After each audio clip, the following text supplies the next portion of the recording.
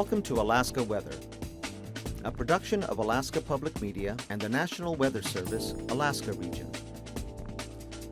Produced and broadcast daily from the studios of KAKM, Alaska Weather provides complete forecasts, public, marine, and aviation for all of Alaska. Alaska Weather is made possible by the following sponsors. When shopping for your family's meals, do you know where you can find Alaska-grown products? Everywhere. They're available at your local grocery stores and farmers markets across the state. Alaska-grown products are fresher and more nutritious, and buying local helps grow our economy. So just look for the Alaska-grown label when you shop, or ask your grocer where the Alaska-grown products are. Remember, Alaska-grown. It's closer, fresher, better. And it's all Alaska-grown.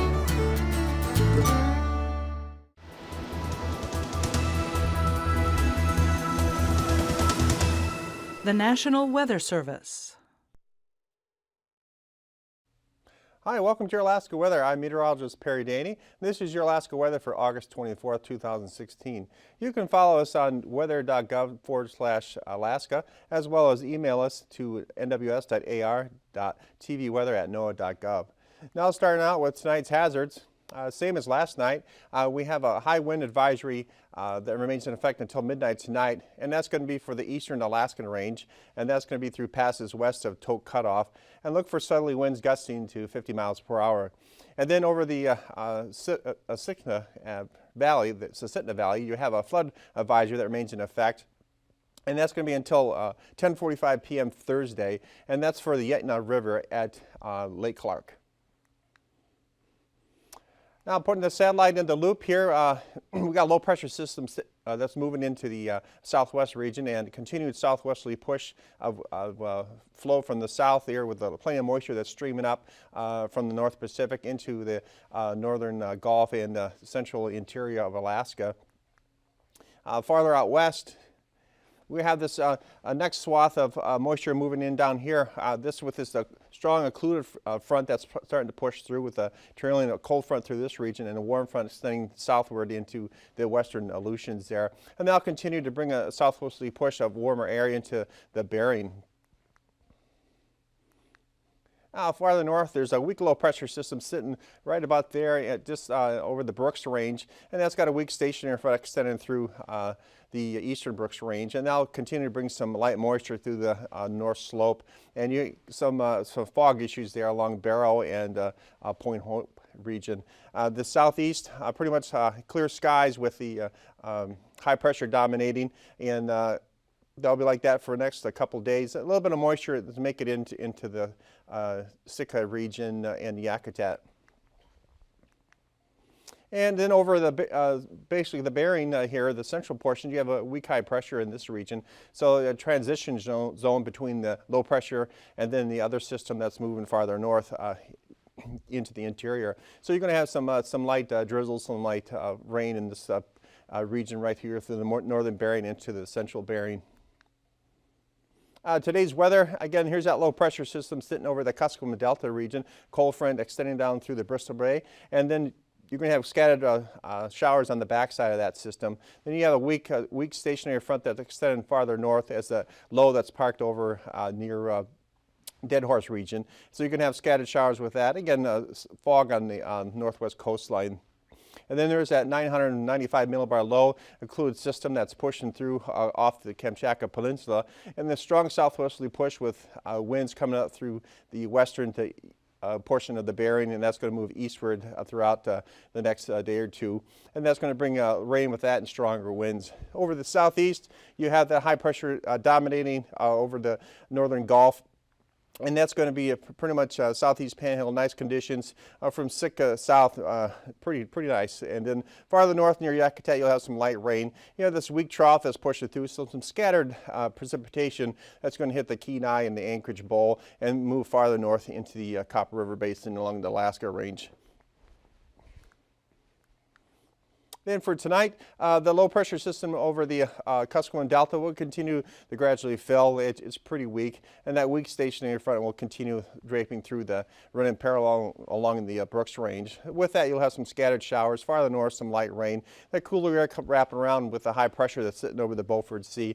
So you'll have continued low stratus moving in. Some fog along the Arctic coastline. Otherwise, that strong included low pressure system will continue to move eastward and gradually fill and weaken, but the continued southwesterly push that's going to go through the western Bering and gradually move into the northern Bering. You have this weak high pressure ridge extending through the central and the central Bering itself. Over the southeast, you have that high pressure just parked there dominating. So from Sitka south, it would be nice conditions, excellent sunny skies for tonight, well, clear skies.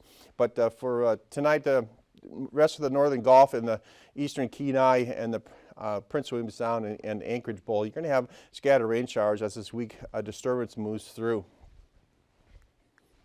Then for Thursday's forecast, that low pressure system will continue to move eastward and fill. So it'll bring more moisture into the Bering as it moves eastward.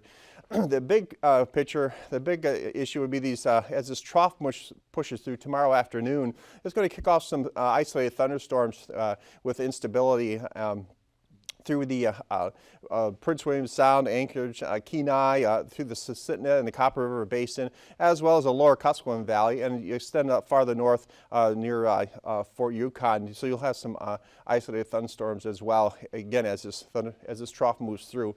The southeast panhandle, pretty much that high pressure ridge still dominating. From Yakutat, you'll have some moisture that's riding up over this high pressure ridge, and you'll get some moisture into the Yakutat region.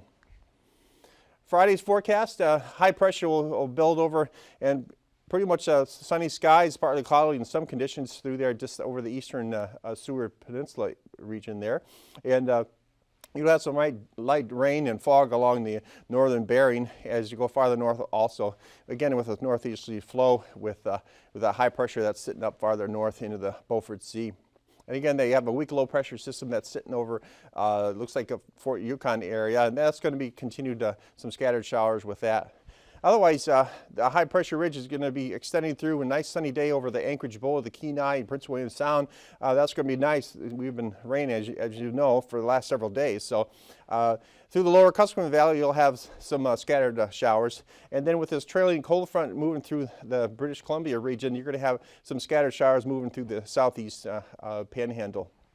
Farther out west, again, that low pressure system included low is falling apart, so it's filling, and you're just going to have some scattered showers with that through the Bering and a little bit through the central Aleutians.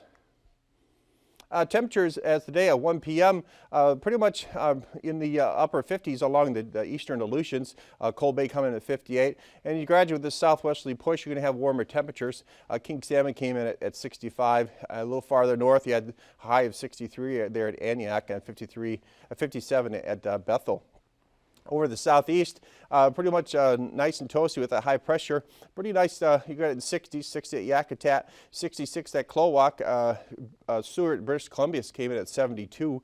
So it's pretty nice weather temperature-wise for this afternoon. Again, with that high pressure dominating.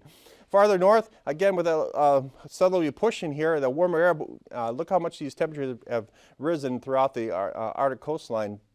You even had 57 at Dead Horse, 50 at AKwx, and then 43 at Barrow, and in the lower 40s as you go on down to Point Hope there. So that's pretty nice weather, especially for this time of the year before winter hits. And at 48 as you go through the northern Bering Strait there at St. Lawrence.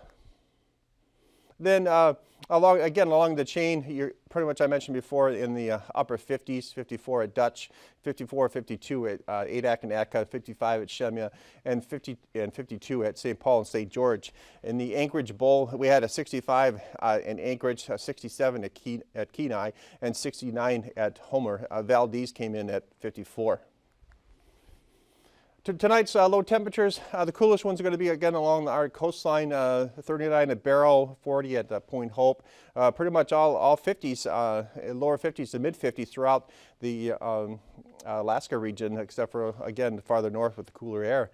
But even along the chain, the eastern Aleutians, lower 50s and 50 air at Shemya. The southeast again would be the warmest, with the ridge of high pressure dominating, moving northward. So you're going to have all in the mid 50s here, 56 at Kloak and 59 at Annette Island. Tomorrow's high temperatures again will be farther north, 66 at Fort Yukon, but look at even the warmer temperatures again all in the upper 60s with the southwesterly push moving up. So again, it'll be warm temperatures, 63 at Anchorage, and then 64 at Glen Allen.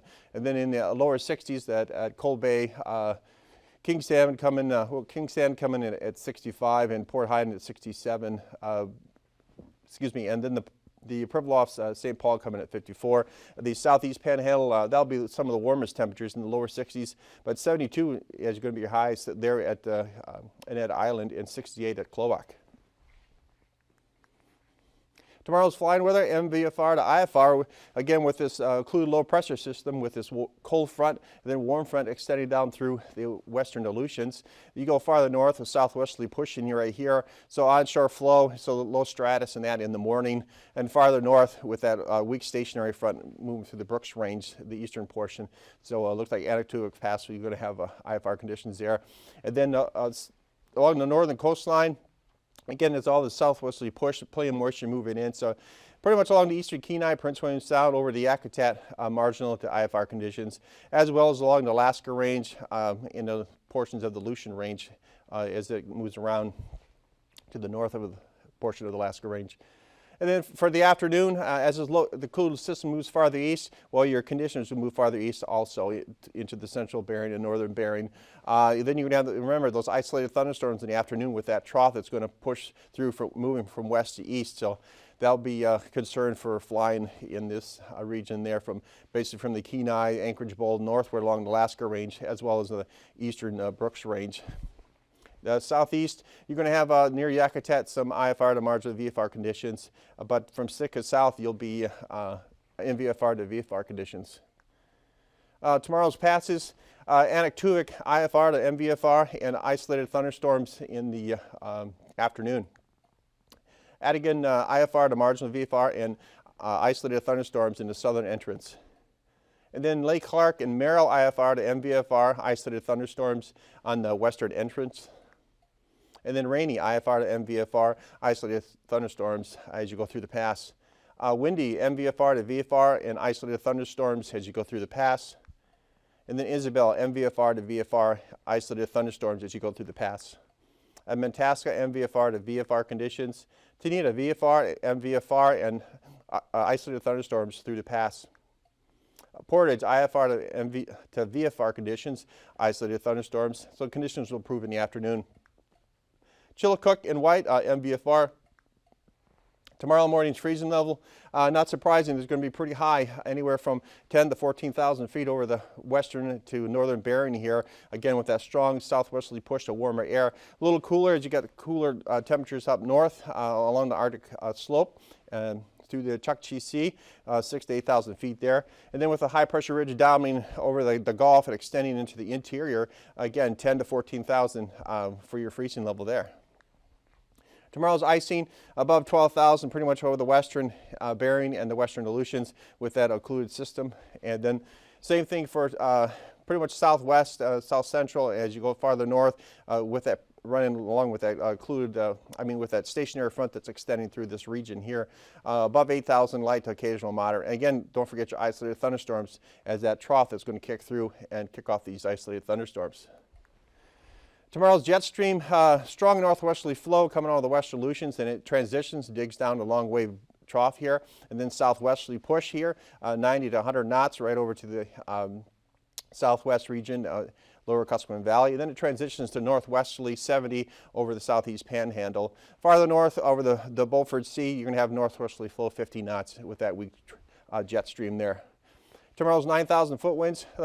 Cyclonic flow is this low pressure system, southwest flow 35 to 30 knots through the Bering, and then a high pressure dominating over the Gulf. So on the front side of the high, you have 35 to 40 southeasterly winds, and then transitions and weakens 15 to westerly knots through the interior, and then 35 strongest northwesterly on the southeast panhandle and 20 over the British Columbia region. Tomorrow's 3,000 foot winds. Again, cyclonic flow. You're going to have westerly flow, then southwesterly 35 to 25 going through the Bering, northern Bering Strait. That is high pressure dominating over the southeast panhandle. So you're going to have northwesterly winds 30 to 20 knots.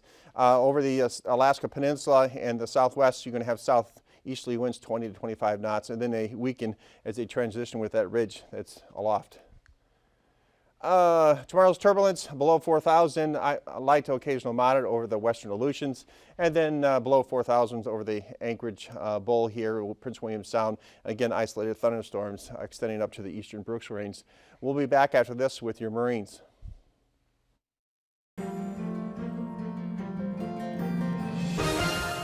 Welcome to another edition of Alaska Weather Facts. I'm meteorologist Dave Snider, and joining us once again is our good friend Eric Stevens from GINA, the Geographic Information Network of Alaska. Thanks again for joining us, Eric. We really appreciate it, as always. Happy to be here, Dave. Thanks. And, you know, we're going to ask you some more satellite questions here, but, you know, okay, since you're a regular guest, we're going to give you a riddle this time, kind of a trick start to the show.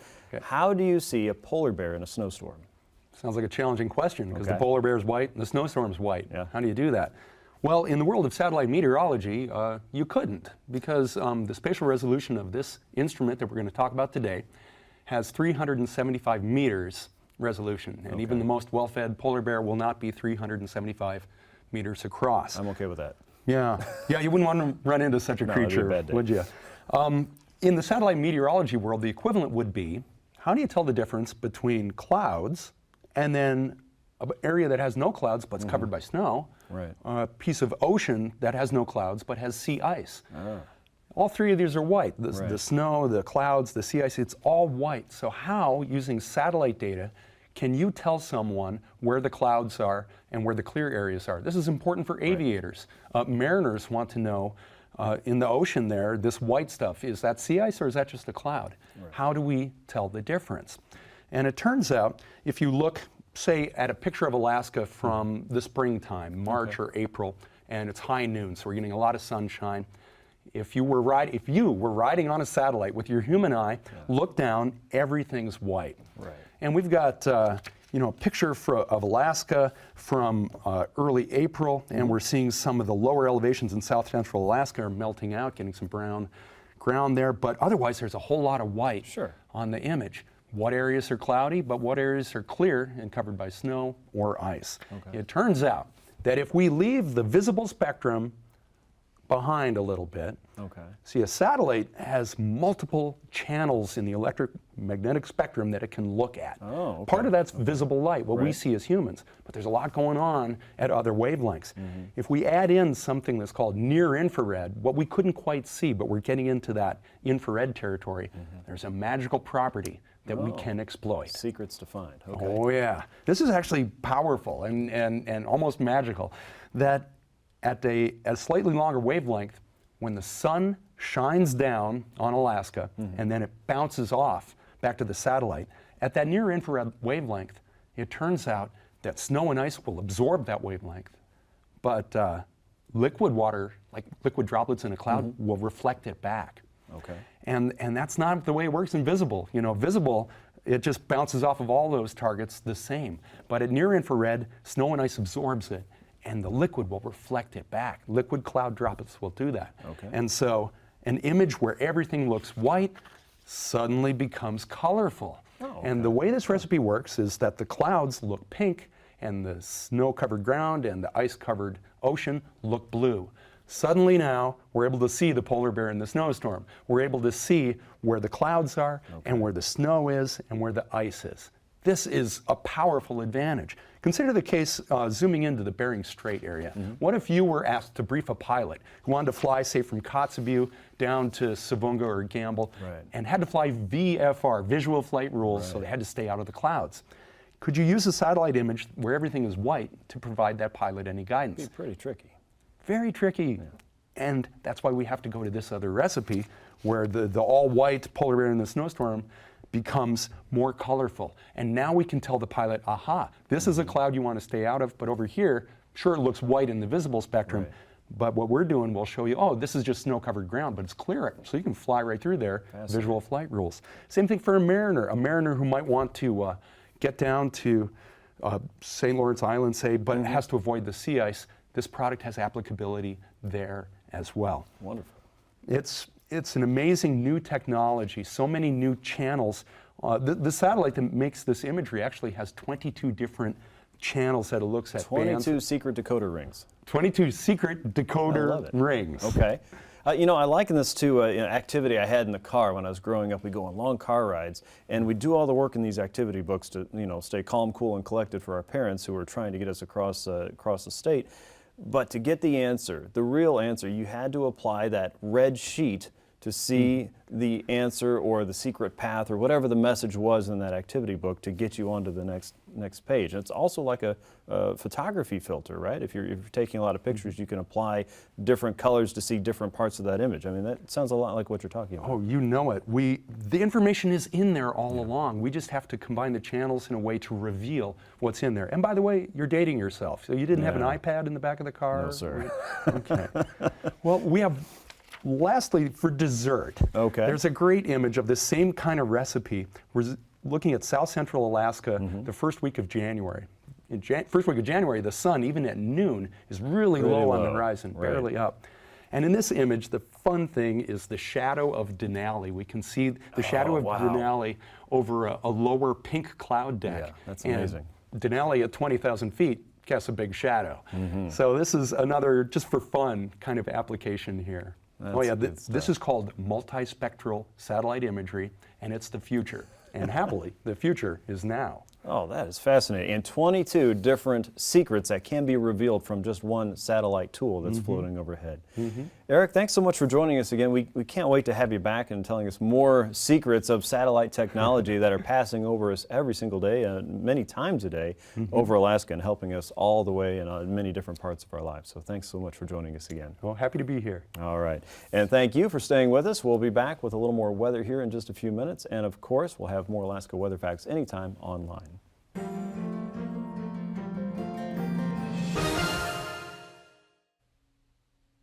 Welcome back to your Alaska weather. Starting off with the sea surface temperature. Again, the coolest temperature is going to be over the Beaufort Sea, and you're going to have blue temperatures there. And it starts modifying as it reaches the warmer temperatures in the Bering, and that's the bluish yellow and green. But the warmest temperature is going to be over the Gulf and the North Pacific in this region. Again, with the southwesterly push, bringing plenty of warm air into the Gulf in the northern Gulf regions. And you can see it's red is the warmest temperatures there, but real bright yellow to red, so again, warmer temperatures there. For the sea ice, you still have some portion right here from Wainwright to Barrow. It's roughly about 25 nautical miles off the coastline. So with this southerly push of winds and warmer air, this ice will continue to move farther away from the coastline. Thursday's marine forecast for the southeast, you're going to have inside waters, southerly winds at small craft speeds 25 knots, and then they're going to be northerly from south of there going to the Dixon entrance, 25 knots, small craft. On the outside waters, pretty much westerly Yakutat as you go southward to the northwesterly, 20 to 25 knots as you get closer to the Dixon entrance. Then for Friday, pretty much in the outside waters and the inside waters, you're going to have a northwesterly flow, except for the outside waters are going to be small craft at 25 knots.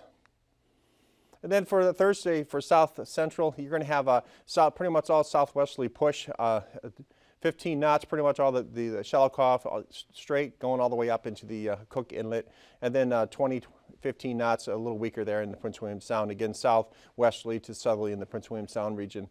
For Friday, light and variable, 10 knots there in the northern Cook Inlet, and then northerly through the southern Cook Inlet, and then northwesterly through the Barren Islands, and then northwesterly also on the eastern side of the Kenai, and northerly through the Prince William Sound region. The Shelikof Strait, you will have variable winds at 10 knots. Thursday, for the Alaska Peninsula, you're going to pretty much have variable winds 10 knots both on the Pacific and the Bering side, except for southwesterly going into the Bristol Bay region. Wave heights will be strongest on the Pacific side, 5 to 6 feet. For Friday, pretty much northwesterly winds 10 knots over the Bristol Bay region, and then variable 10 knots south of that from Perryville to Cape Sarashef, and then over the Chirikoff Island region south of Kodiak, you're going to have variable 10 knots. And then to the Shumagin Islands, you'll have southeasterly winds 15 knots. Thursday, for the Aleutians, southwesterly gale, small craft southwesterly at 25 knots, and then southerly through the central Aleutians, going over to small craft on the Bering side. And then over from Dutch, you're going to have southerly 15 knots, on the Pacific side, variable 10 knots. And then for Friday, pretty much variable 10 knots. You're going to have southeasterly 15 knots on the Pacific side, just south of Nikolsky and Dutch. Then for the West Coast, pretty much all southerly 20-25 knots. For Wednesday, you're going to have, for Friday's forecast for the West Coast, that is, southerly 20 knots. You'd have southeasterly through the Kuskokwim Bay region. And then the Arctic coastline for Thursday, pretty much you're going to have southerly push there and southeasterly through the northern Bering Strait there, but pretty much all southerly. A little bit different on the east side there, southeast near Kaktovik, and then northerly 15 there near Dead Horse. And then for Friday, pretty much all southerly to southeasterly, push of the strong southerly winds, so you're going to have 10 to 20 knots, a little stronger there on the northwest coastline. Friday, tonight's forecast, that is, again, that low pressure system sitting over the Kuskokwim Delta, that's going to bring a onshore flow. On the backside, you're going to have the weak stationary front, I should say. You're going to have scattered showers and fog over the Arctic coastline. Over the southeast, near Kodiak, you're going to have that weak trough pushing on through, and that'll bring scattered showers throughout the northern coastal communities. From Sitka southward, you're going to have high pressure ridge dominating, so clear skies. Near Yakutat, some light rain. Over in the Gulf, the western Aleutians and the Bering, you're going to have that strong occlusive system that's going to push in. So southwesterly push on moisture and stronger winds. And then for Thursday, that occluded low pressure system moves farther east. This starts to weaken, a weaker gradient, but still southwesterly push, plenty of moisture moving up into the lower Chukchi Sea. You're going to have isolated thunderstorms through the central. Also, the stationary front over the Brooks. These forecasts are to be used for planning purposes only. Call 1-800-WX-BRIEF for a formal pre-flight briefing. Always file a flight plan before you go flying. The U.S. Coast Guard Auxiliary urges you to leave a float plan with a friend or the harbor master before you go boating. Alaska Weather is made possible by the following sponsors.